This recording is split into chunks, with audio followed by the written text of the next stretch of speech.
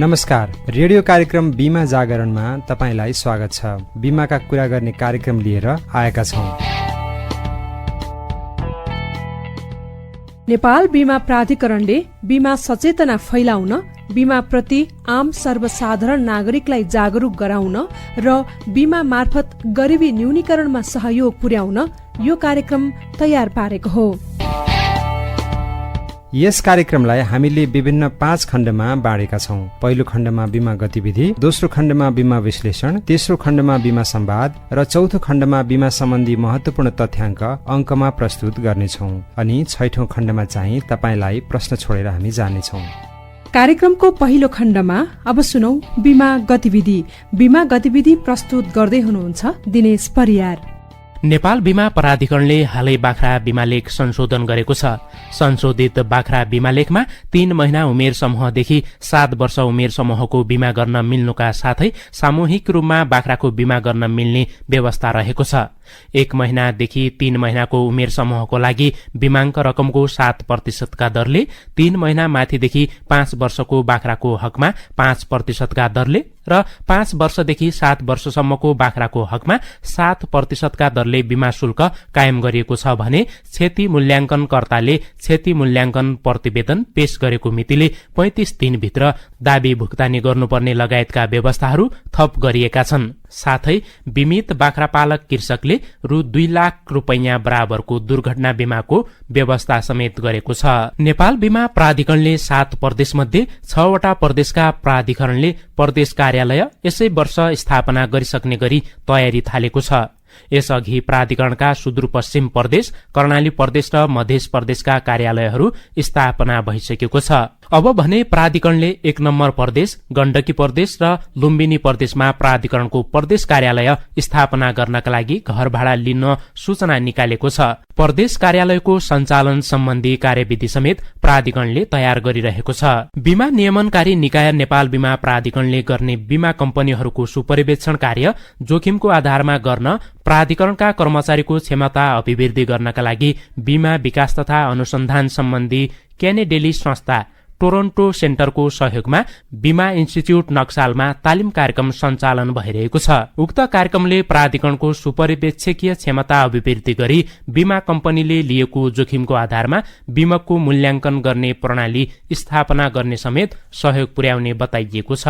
बीमा ऐन 2049 खारेज भई बीमा ऐन 2079 लागू भएसँगै नेपाल बीमा प्राधिकरणले बीमा नियमावली बनाउनका लागि प्राधिकरणका सञ्चालक सदस्य, कानून मन्त्रालयका सहसचिव सुशील कोइरालाको संयोजकतामा कार्यकारी निर्देशक, प्रतिनिधि, अर्थ मन्त्रालय सम्मिलित सदस्यहरू सहित उप प्राधिकरण गठन गरी कार्य अगाडि बढाएको छ। प्राधिकरणले चालू आर्थिक वर्षका लागि इजाजत पत्र नवीकरण गराएका 1200 भन्दा बढी सर्वेयरको नामावली सार्वजनिक गरेको छ, जस अनुसार क वर्गमा 50, ख वर्गमा 56, ग वर्गमा 130 जना सर्वेयरले आफ्नो इजाजत पत्र नवीकरण गराएका छन् भने इजाजत पत्र नवीकरण गराउने सबैभन्दा बढी घ वर्गमा 973 जना रहेका छन्। प्राधिकरणले सम्पूर्ण जीवन तथा निर्जीवन बीमकहरूलाई 2 पुनर्बीमा कम्पनीमा बराबरी व्यवसाय दिने निर्देशन दिएको छ। नेपाल बीमा प्राधिकरणबाट यसभन्दा अगाडि जारी भएका निर्देशन अनुसार 2 पुनर्बीमा कम्पनीलाई पुनर्बीमा व्यवसाय दिन पुनः निर्देशन दिएको थियो। प्राधिकरणले बीमा कम्पनीहरूले वित्तीय विवरणका लागि सैद्धान्तिक स्वीकृति लिनुपर्ने व्यवस्थालाई हटाएको छ। नेपाल बीमा प्राधिकरणले सम्पूर्ण जीवन, निर्जीवन र पुनर्बीमा कम्पनीहरूलाई अबदेखि सैद्धान्तिक स्वीकृति नलिन निर्देशन दिएको छ। नेपाल बीमा प्राधिकरणले कम्पनीको वित्त प्रमुख तथा प्रमुख कार्यकारी अधिकृतलाई नै जिम्मेवार बनाउने सैद्धान्तिक स्वीकृति लिनुपर्ने व्यवस्था हटाएको हो।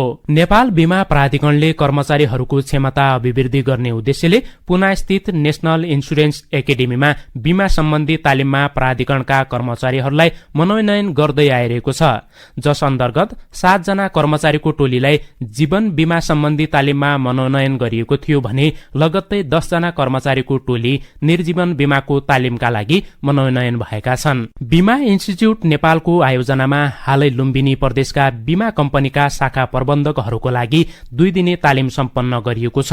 उक्त तालिममा सम्पत्ति शुद्धिकरण, बीमा कम्पनीको संस्थागत सुशासन सम्बन्धी व्यवस्था र हालै जारी भएको बीमा ऐन 2079 को सम्बन्धमा प्रशिक्षार्थीहरूलाई प्राधिकरणका निर्देशक श्री सुशील देव सुवेदी र बीमा सर्वेयर श्री उदयराज अधिकारीले प्रशिक्षण दिनुभएको थियो। कार्यक्रममा 76 जना सहभागी भएका थिए। लामो समयदेखि विवादमा परेको कोरोना बीमाको भुक्तानी दिन बाँकी दाबी रकम सम्बन्धित बीमितलाई भुक्तानी गर्नका लागि नेपाल बीमा प्राधिकरणले बीमा कम्पनीहरूलाई निर्देशन दिएको छ। नेपाल सरकारले बेहोर्नुपर्ने भनी निर्धारण गरिएको रकम मध्ये 1 अर्ब रुपैयाँ अर्थ मन्त्रालयले प्राधिकरणलाई दिए पश्चात प्राधिकरणले आफूले बेहोर्नुपर्ने रकम 12 करोड 88 लाख रकम समेत थप गरी कोरोना बीमा पुललाई भुक्तानी गरेको छ। यसअघि प्राधिकरणले बीमा कम्पनीले कोरोना बीमा दाबी भुक्तानी गर्ने मोडालिटी तय गरेको थियो। बीमा कम्पनीहरूले अब कोरोना बीमा दाबी भुक्तानी दिन तत्कालै प्रारम्भ गर्ने जनाएको छ। संयुक्त राष्ट्र संघीय विकास कार्यक्रम UNDP-ले नेपालका बीमा कम्पनीहरूले नियमित रूपमा गर्नुपर्ने बीमाङ्कीय मूल्याङ्कन सम्बन्धी प्रक्रियालाई सरल, छिटो र थप प्रभावकारी बनाउन बीमाङ्कीय मूल्याङ्कन बीमाङ्की तथा बीमाङ्कीहरूको संस्था नेपाल बीमाङ्की समाजलाई प्राविधिक सहयोग गर्ने भएको छ। तालिम, अन्तर्क्रिया, स्थलगत अभ्यास, कार्यविधि निर्माण जस्ता प्रक्रिया मार्फत 2 वर्षसम्म नेपालको बीमाङ्कीय क्षेत्रमा उक्त संस्थाले सहयोग पुर्याउने जनाइएको छ। आज हामी बीमा विश्लेषण अन्तर्गत बीमा के हो र यो कसरी गर्ने भन्ने सम्बन्धमा थोरै चर्चा गर्नेछौँ। तपाईँ हामी मध्ये धेरैले बीमा गरेका छौँ, केहीले बीमा गरेका छैनौँ र केहीले गर्न बाँकी होला। त्यसैले बीमाको बारेमा हामी केही थोरै जानकारी आज लिनेछौँ। अब सुनौ बीमा गतिविधि। बीमा गतिविधि प्रस्तुत गर्दै हुनुहुन्छ सम्झना श्रेष्ठ। मानिसको जीवनमा विभिन्न प्रकारका संकट तथा विपत्ति आदि आइपरिरहन्छ। त्यस्ता समस्याहरूमध्ये केही समस्याहरूबाट आइपर्ने नोक्सानी वा क्षतिलाई हामीले थोरै विचार पुर्यायौं भने टार्न सकिन्छ। हामीलाई धेरैजसो के को समस्या आइपर्छ त? हामीलाई रोग लाग्दा वा हामीलाई काम नहुँदा अथवा बेरोजगार हुँदा वा बुढेसकालमा पैसाको अभाव हुन सक्छ। त्यस्तै हाम्रो घर तथा सम्पत्तिमा आगो लाग्न सक्छ, बाढी पहिरो जान सक्छ, भुइँचालो आउन सक्छ र हामीलाई त्यस्ता चीज फेरि बनाउन वा मर्मत गर्न पैसा जोहो गर्नुपर्ने हुन सक्छ।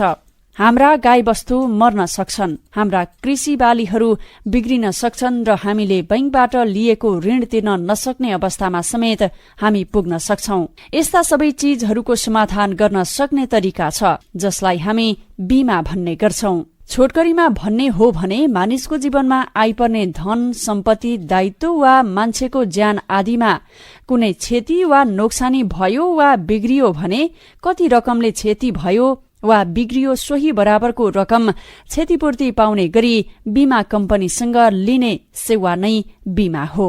बीमा गर्ने कम्पनीहरूलाई बीमक पनि भनिन्छ।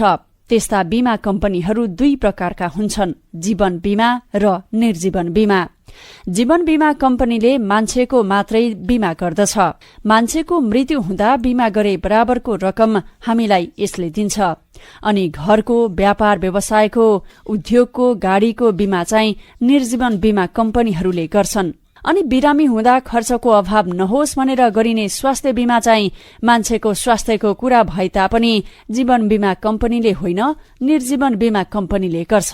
बीमा गर्दा हामीले पहिला के चीजको बीमा गर्ने हो त्यो कुरा यकिन गर्नुपर्छ। हामीले आफ्नो वा आफ्नो परिवारको जीवनको बीमा गर्न खोजेको हो भने जीवन बीमा कम्पनीमा सम्पर्क राख्नुपर्छ।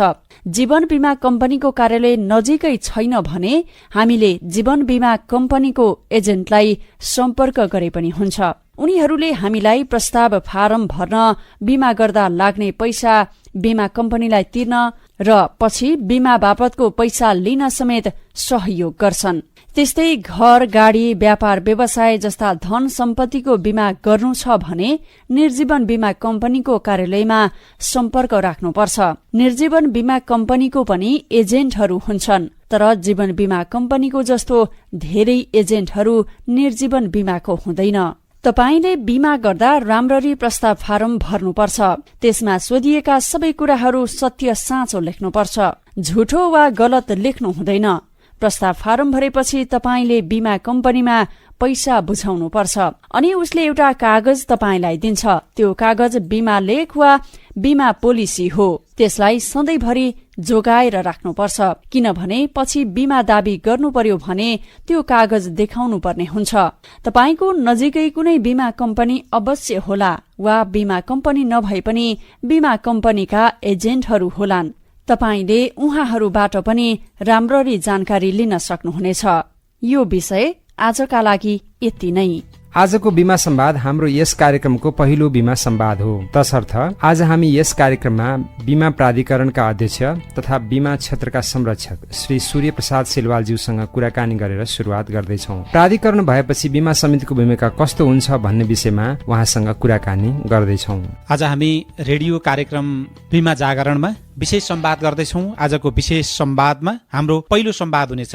यो कार्यक्रम श्रृङ्खलाको पहिलो संवादका रूपमा आज हामी विशेष गरी बीमाको पछिल्लो अवस्था के छ र बीमा समिति प्राधिकरण भए पछाडिको भूमिका कस्तो देखिन्छ र फेरबदल हुन्छ कि हुँदैन, यसका समितिका अध्यक्ष श्री सूर्य प्रसाद सिलवालज्यूसँग हामी कुराकानी गर्दैछौँ। अध्यक्षज्यू, सबभन्दा पहिले स्वागत छ नेपाल एफएममा र रेडियो कार्यक्रममा। अहिले नेपालमा बीमाको अवस्था यहाँ यसको जिम्मेवारीमा आइसके पछाडि कसरी हेर्नु भएको छ, के छ अहिले बीमाको अवस्था? अब मैले भनिराख्नु पर्दैन जस्तो लाग्छ मलाई। बीमा भनेको एउटा यो खास गरेर जोखिम वहन गर्ने एउटा अपरिहार्य माध्यम हो। अब यो जोखिम भन्ने कुरा चाहिँ नि व्यक्तिको आफ्नो जीवनको पनि जोखिम छ, व्यक्तिका सम्पत्तिहरू पनि जोखिममा छन्। अब जोखिमका तपाईँका धेरै आयामहरू बढ्दै गएको अवस्थाको चाहिँ नि भूगोलमा हामी बस्छौँ पनि। त्यसैले यसको चाहिँ नि अब हामी यस्तो मुलुकमा बीमाको धेरै ठुलो महत्व छ। अब हामी आफै पनि मलाई लाग्छ 50 वर्ष पुरानो भइसक्यौँ, तथापि हामीले खोजिरहेको लेभलमा बीमालाई पुर्याउन सकिएको छैन। अब यसका पनि धेरै कुराहरू छन्, यसका पछाडिका कारण धेरै होलान्। तर अब हामीले चाहिँ अघिल्लो वर्षसँग यो वर्ष गएको वर्षलाई तुलना गर्ने हो भने हामीले डिपार्चर गर्न चाहिँ प्रयास गरे हो। किनभने म आउँदै बीमाको पहुँचमा भएको जनसङ्ख्या भनेको 27% खरारीमा थियो। आजको समयमा त्यो जनसङ्ख्या भनेको 41% प्लसको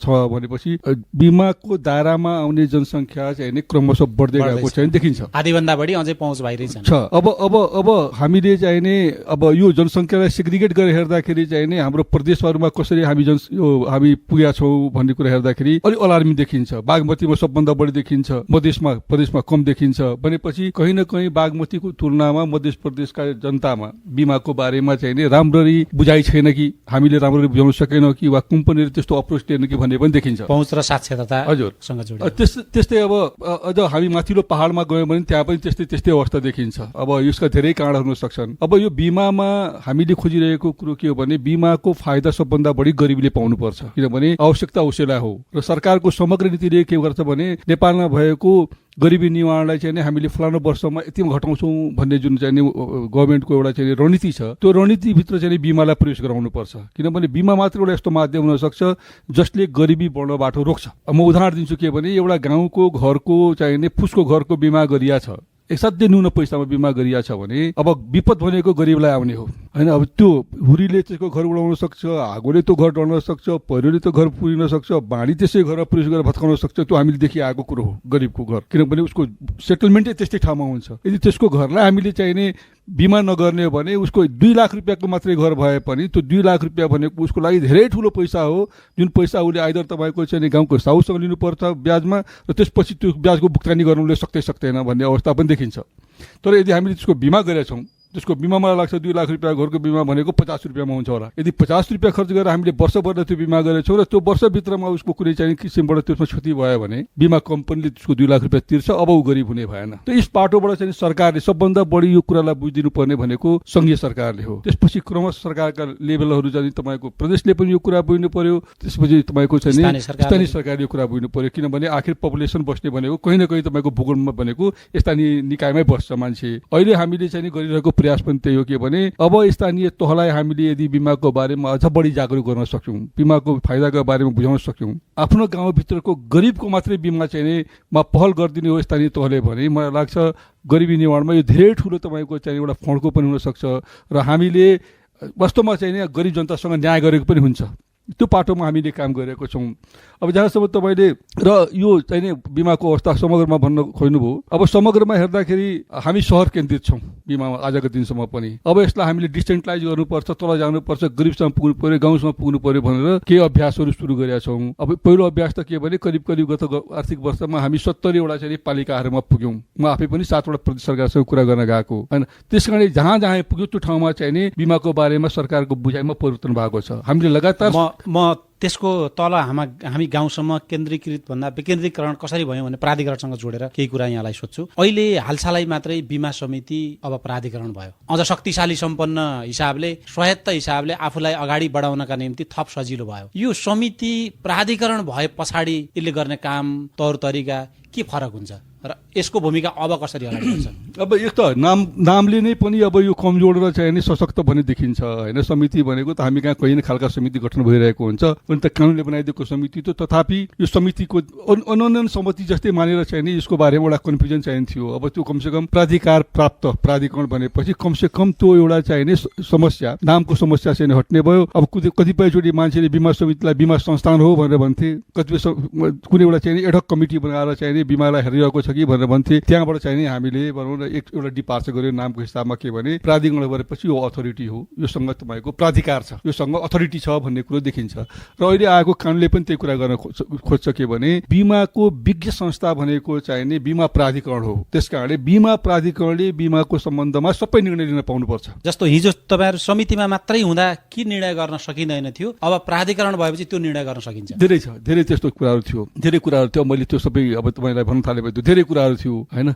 अब ऐनले नै हामीलाई चाहिँ नि यो कुरा गर भनेर भन्छ, त्यो कुरा चाहिँ नि पहिले भनिएको थिएन। कुनै अधिकार थियो, त्यो अधिकार प्रयोग गरेर हामी निर्देशक बनाउँथ्यौँ होइन। अब त्यसमा चाहिँ विवाद पनि हुन्थ्यो, तर अहिले चाहिँ नि स्पष्ट रूपमा तिमीले चाहिँ नि सबै कानुन बीमासँग सम्बन्धित जम्मै कानुन बनाउने काम तिम्रो, जिम्मा लिने काम पनि तिम्रो, यो अधिकार मात्रै होइन जिम्मेवारी पनि तिम्रो, दायित्व पनि तिमीले बोक्नुपर्छ भन्ने खालको चाहिँ एउटा व्यवस्था गरेको छ। त्यो हिसाबले चाहिँ नि अब जुन निकायले अधिकार प्रयोग गर्ने हो त्यो निकायले नै आफूले जिम्मा लिनुपर्छ है भनिसकेपछि यो खास गरेर चाहिँ एउटा ब्यालेन्स अफ पावरको कुरो पनि कानुनले दिन खोजेको छ। दोस्रो छैटोपनाको कुरो भयो। यदि समिति के अरे प्राधिकरणभित्र निर्णय हुने भने छैटो हुन्छ, प्राधिकरणभन्दा बाहिर गएर निर्णय गर्नु पनि महिनो लाग्छ। हामीले हेरेको हाम्रो प्र्याक्टिसमा पनि त्यही छ। अब त्यो चाहिँ नि पनि हुने भएन र हामीले जे कुरा गर्न खोजेको छौँ किनभने त्यसको बारेमा चाहिँ नि निर्णय भनेको एउटा समयभित्र गरिसक्नुपर्छ, किनभने त्यो समयभित्र गर्न भने त्यो निर्णयको कुनै पनि महत्त्व हुँदैन। समय खस्किसकेपछि निर्णय गरिराख्नुको औचित्य पनि हुँदैन। अब त्यो अब दायित्व चाहिँ हामीमा छ। कुनै कुरा इमर्ज गर्यो तत्काल हामीले त्यसलाई एड्रेस गर्नुपर्छ।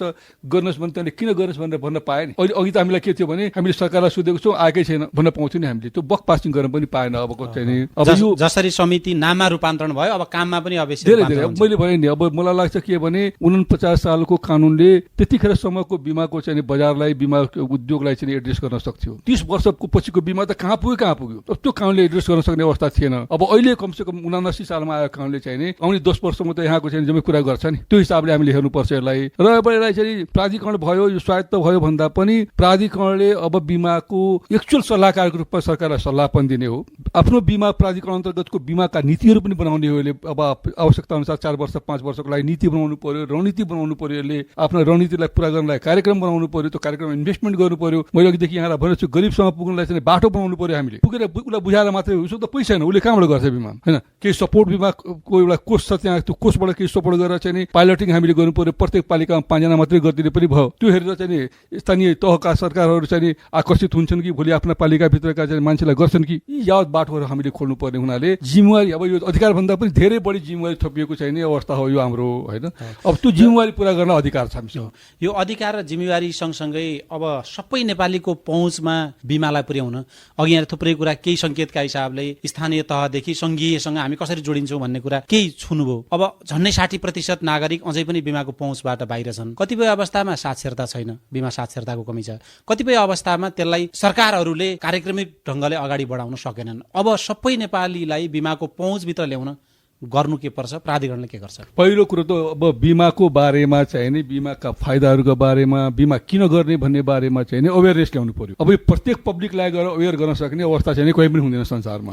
यो रेडियो कार्यक्रम त्यसैको एउटा सिलसिला हो। त्यसको एउटा सिलसिला यो पनि हो भने जहाँबाट तपाईँको चाहिँ नि जहाँ पब्लिक बस्छ होइन र जसलाई विश्वास गरेर उसले नेतृत्व पठाएको छ नेतृत्वले पहिला बुझ्नु पर्यो। मैले भने नि पालिकाले पहिला बुझ्नु पर्यो मेरो चाहिँ नि क्षेत्रको मेरो भूगोलको चाहिँ नि मैले बीमाद्वारा कसरी विकास गर्न सक्छु, मेरो भूगोलभित्र बस्ने गरिबको मैले गरिबी निवारण कसरी गर्न सक्छु भनेको उसले बुझेपछि अनि सरकार त ओडासम्म फैलिएको छ नि, जनता त ओडामा बस्ने हो नि, ओडाको चाहिँ नि सबैले पपुलेसनले बुझिदिने हो भने नेतृत्वले बुझिदिने हो भने त बीमा त भइगयो नि, सुरु भइगयो नि। त्यसमा हामीले दिने हो। त्यहाँ तपाईँहरू माध्यमको रूपमा खडा हुनुभयो, तपाईँहरूले पनि प्रचार गर्नुहुन्छ। म आज बोलिरहेको बीमाकै प्रचार गरिरहेको छु मैले पनि। अब यस्ता अनेक माध्यमहरू हामी अवलम्बन गर्दा तर के भन्दाखेरि अब बुझेर मात्रै भएन, यसलाई इम्प्लिमेन्टेसनमा लानु पर्यो। आफ्ना गरिब पपुलेसनलाई धनीबाट तपाईँले चाहिँ नि अनिवार्य बीमा गराउनु पर्यो। म कुनै भूगोलमा बस्छु, मैले मेरो घरको बिमा गरेको छैन, मेरो घर चाहिँ भोलि भुइँचालोले भत्केपछि कसले दिने पैसा? जबकि मसँग त्यो पर्याप्त अवसर छ नि के भने मैले अहिले भनौँ न 4,000 रुपियाँ खर्च गर्ने हो भने 1 करोड रुपियाँ बराबरको घरको बिमा हुन्छ मेरो। अब 1 करोडको घर बनाउन म सक्ने 4,000 रुपियाँ तिर्न सक्दिनँ भन्ने कुरो त आउँदैन। यो भनेपछि त्यो अहिले हामीले मोटर बिमालाई अनिवार्य गरेका छौँ,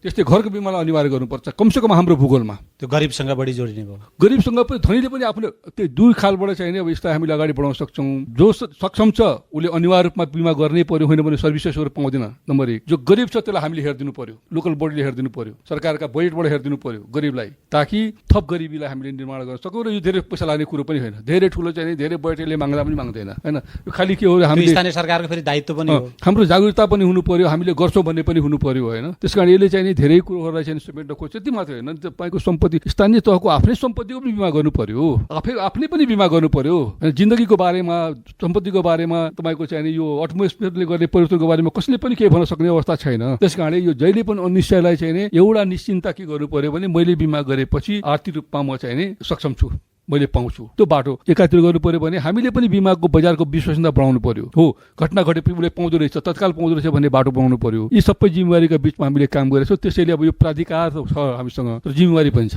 अब त्यसलाई जसरी अहिले यहाँले भन्दै हुनुहुन्छ त्यो कुरा प्राधिकरण भए पछाडि सहज रूपमा हामी पुग्न सक्छौँ। निर्णयमा चाहिँ तपाईँको चाहिँ अब लियर एन्ड टियर छैन। अध्यक्षले के काम गर्ने प्रश्न कानुनी व्यवस्था छ, प्राधिकरणले के काम गर्ने समितिले प्रश्न व्यवस्था छ, कति कुरासम्म मात्रै सरकारसम्म पुग्ने प्रश्न व्यवस्था छ। त्यस कारणले सरकारका पुगिराख्नु पर्दैन। मैले मेरो सरकारका पुग्नुको मतलब चाहिँ मैले मेरो जिम्मेवारी अब पञ्चाउन सुरु गरेँ। अब जस्तो सबै अधिकार हुँदाहुँदै पनि नियमनकारी निकायको विषयमा प्रश्न उठ्छ। नेपाल जस्तै बिमा लागू गरेका र नेपालकै अवस्थामा रहेका थुप्रै विश्वका देशहरू छन्, त्यहाँको तुलना गर्दा नेपालमा नियमनकारी निकाय कतिको प्रभावकारी पाउनुहुन्छ, कतिको सबल ढङ्गले अगाडि बढेको यहाँले भेट्नुहुन्छ? अब यो मैले भन्दा पनि यो चाहिँ मार्केटले भनिदिनु पर्ने विषय थियो। तथापि मलाई लाग्छ के भने नेपालको नियमनकारी निकाय कुनै पनि मुलुकको नियमनकारी निकाय भन्दा पछाडि छैन। हामी धेरै कुरामा उदाहरण पनि छौँ। हामीले गरिरहेका काम कारवाहीहरू, अहिले हामीले गरिरहेको सुपरभिजनका कुराहरू, हामीले ल्याइरहेको नीतिका कुराहरू, हामीले बजारमा चाहिँ सपोर्ट गर्न खोजेका चाहिँ बिमितका कुराहरू, यो कुनै पनि संसारको विमुख भन्दा हामी चाहिँ पछाडि छैनौँ। नम्बर 1, त्यसकारणले यो हाम्रो गर्व गर्ने विषय हो। कतिपय कुरो त हामीबाट सिक्ने पनि विषय छ, हामी पनि सिकिरहेका छौँ अरूबाट। अझ पनि हामीले चाहिने कतिपय एरियाहरूमा हामीले खोजिरहेको लेभलमा चाहिने हाम्रो इन्टरभेन्सन हुन सकेको छैन। यसको कारण के भने हामी डिजिटाइजेसनमा जान सकेका छैनौँ। त्यसकारणले अबको हाम्रो पाटो भनेको डिजिटाइजेसन हो। किनभने जबसम्म हामीले कस्ट अफ सर्भिसलाई घटाउँदैनौँ होइन, तबसम्म कम्पनी आकर्षित हुन सक्दैन। उसको मुनाफै नभएपछि ऊ जाँदैन, ऊ चेरिटीमा आएको होइन, ऊ त लगानी गरेर चाहिँ मुनाफा कमाउनु आएको छ। त्यसको एउटा पाटो के हुन सक्छ भने डिजिटाइज हुन सक्छ। अर्को पाटो भनेको अहिले हामीले जुन संवाद गरिरहेका छौँ, यसको माध्यमबाट हामीले चाहिने मुलुकको सबै नागरिकलाई बिमाको बारेमा अवेर गर्नु पर्यो। तेस्रो, अब हामी कहाँ चाहिँ अरू विषयको पढाइ छ, बिमाको पढाइ छ, अब हामीले बिमाको पढाइ सुरु गर्नु पर्यो, नेपालमा करिकुलममै समावेश गर्नु पर्यो होइन, कलेजै खडा गर्नु पर्यो यसको। त्यसमा पनि हामी लागेका छौँ। अनि बिमाको तालिमको हामीसँग संस्था छ, त्यसलाई सशक्त बनाउनु पर्यो। अहिले हामीसँग छ त इन्सुरेन्स इन्स्टिट्युट नेपाल भन्ने संस्था छ, उसलाई अझ सशक्त गर्न त उसले काम गरिरहेछ, तर अझ सशक्त बलियो बनाउँदै लाने हो भने मलाई के लाग्छ भने आउँदो 5 वर्षको टार्गेट राखौँ। एउटा चाहिँ रणनीति, मैले भनिरहेका कुराहरूलाई बेस बनाएर चाहिँ नीति बनाऊँ, त्यसको बेसमा चाहिँ रणनीति बनाऊँ, त्यसको बेसमा कार्यक्रम बनाऊँ। अब इन्टरभेन्सन, अब के गर्ने हो त हामीले जनचेतना जगाउनलाई चाहिँ त्यो पाटो छुट्याउँ, के गर्ने हो त हामीले इन्भेस्टमेन्ट गर्न त्यो पाटो छुट्याउँ। यसरी गर्ने हो भने र हामीलाई 5 महिना 6 महिनामा आफूलाई मूल्याङ्कन गरेर हामी कहाँ कमजोर छौँ हामीले करेक्सन गर्दै जाउँ, अगाडि बढ्यो भने मलाई लाग्छ के भने आउने 5 वर्षभित्र हामी चाहिँ धेरै मान्छेलाई चाहिँ बिमाको नेटभित्र ल्याउन सक्छौँ। धेरै सरकार, स्थानीय सरकारलाई हामीले बिमाको नेटभित्र ल्याउन सक्छौँ। अब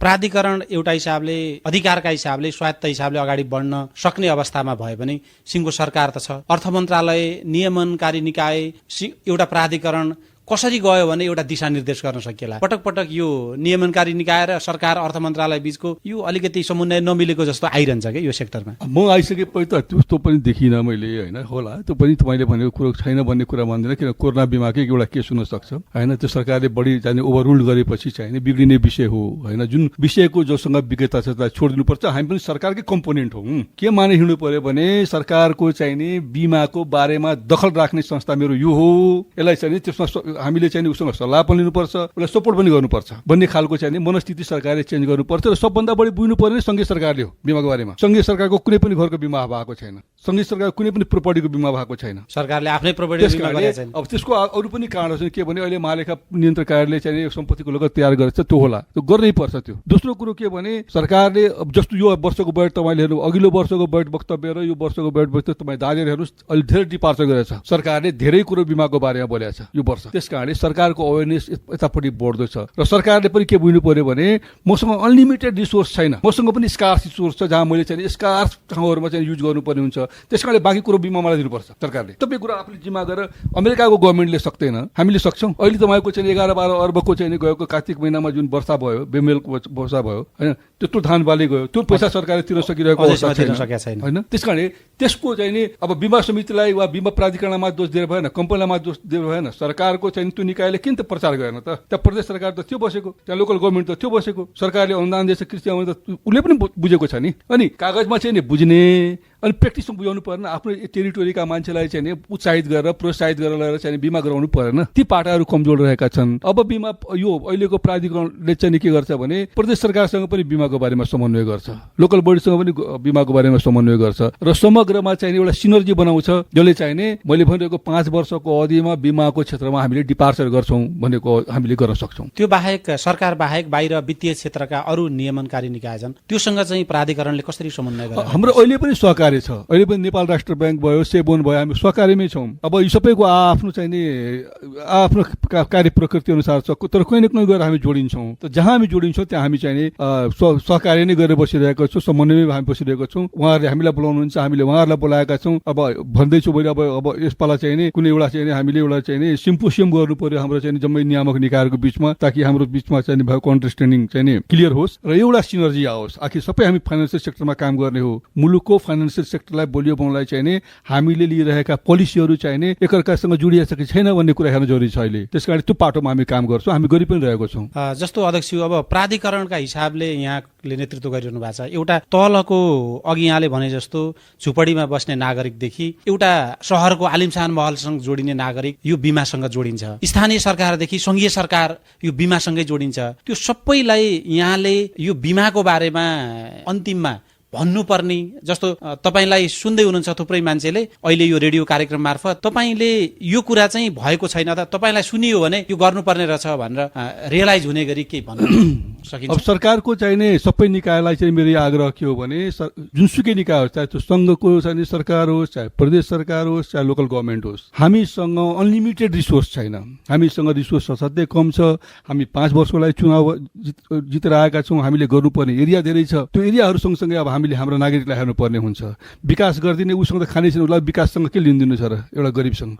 त्यसकारण उसको जीवनस्तर कसरी उठाउने हो, उसलाई के परिआयो भने कसरी गर्ने हो भन्ने कुरो चाहिँ त्यो चिन्तन चाहिँ सबैमा हुनु पर्यो होइन। त्यसकारण त्यो चिन्तनमा चाहिँ नि लगानी पनि गर्नुपर्ने हुन्छ होइन। एकचोटिमा सकिन्न मेरो टेरिटोरीको चाहिँ नि दुलावडाको लाई मात्रै वर्ष म गर्छु पनि भन्न सकिने भयो होइन, त्यो टेस्ट पनि गर्न सकिने भयो। मैले यहाँनिर रोकेँ, जस्तो स्थानीय सरकारले अहिले बजेट छुट्याउँछन्, विपद पर्यो भने बाँडिदिन्छन् पैसा, त्यो बाटो अपनाउनु भएन कि यो बिमाको बाटोबाट? त्यो त सरासर गलत कुरा भयो। अब किन मैले भने नि हामीसँग कुनै पनि सरकारसँग, संसारको सरकारसँग यति अनलिमिटेड पैसा छैन, कुनै जे पनि गर्न सक्छ छैन। तपाईँ हेर्नुहोस्, प्रत्येकले कुनै न कुनै तपाईँको चाहिँ पोलिसीहरू ल्याइरहेको हुन्छ, त्यसमा एकचोटि पैसा राख्छ अनि त्यही पैसाबाट उसले चलाउने हो। यो बिमा भनेको पनि ठ्याक्कै त्यही हो। हामी त रिस्क मिटिगेट गर्न बसेको हो नि होइन। अब यो रिस्क आउन सक्छ भन्ने एजम्सन हो, नहुन पनि सक्छ राम्रो, तर आएपछि आएका बखतमा चाहिँ हामीले फेरि रिसोर्स खोज्ने, विकास बजेट कटाएर त्यहाँ लडिदिने, यो बाटोलाई बन्द गरेर बरु हाम्रो आफ्नो बजेटमै चाहिँ म यति पपुलेसनको चाहिँ यतिसम्म बिमामा हाल्छु है भन्ने बाटो खोल्नु पर्यो। भोलि हामीसँग पनि रिसोर्स जम्मा हुँदै गयो भने प्राधिकरणसँग पनि त्यो पनि मिलाएर हामी हालौँला। त्यसरी हामीले चाहिने बिमाको नेटभित्र जबसम्म हामीले ल्याउँदैनौँ तबसम्म हाम्रो आफ्नो जुन तपाईँको डेभलपमेन्टको काम छ,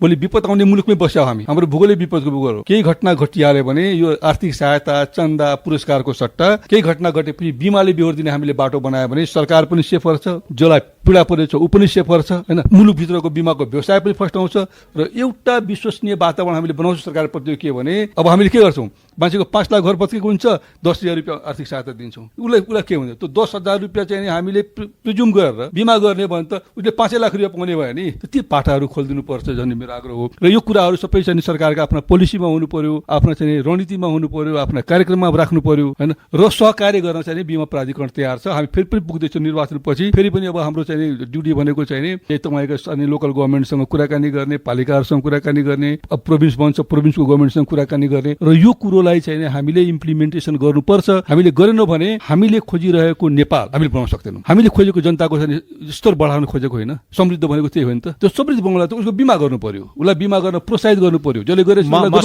कुनै पनि अप्ठ्यारोमा अनुभव गराउनु म छैन भने मेरो परिवार सुरक्षित छ, आर्थिक रूपमा उसलाई चिन्ता छैन भन्ने बाटो चाहिँ खोलिदिनु पर्छ। यही हो मेरो मेसेज। हस्, समय दिनुभयो यहाँलाई धेरै धेरै धन्यवाद।